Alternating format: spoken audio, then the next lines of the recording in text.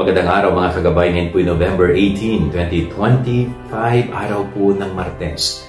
Ako po si Father Marvin at ang ating Ebanghelyo hango sa Ebanghelyo ni San Lucas, chapter 19, verse 1 to 10.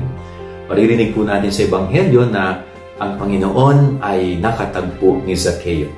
At si Zaccheo po tuwang-tuwa na inanyayahan ito sa kanyang bahay.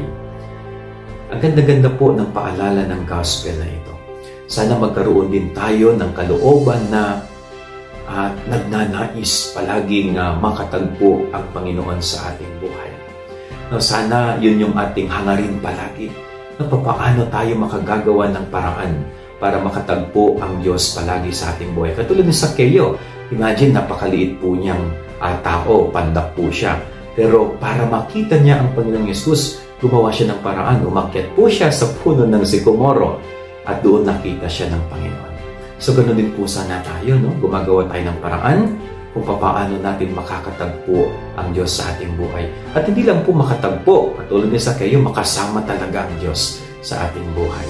Yan ang ating gabay aral ngayong maghapon. God bless po sa inyo lahat. Pagpalain kayo ng Panginoon.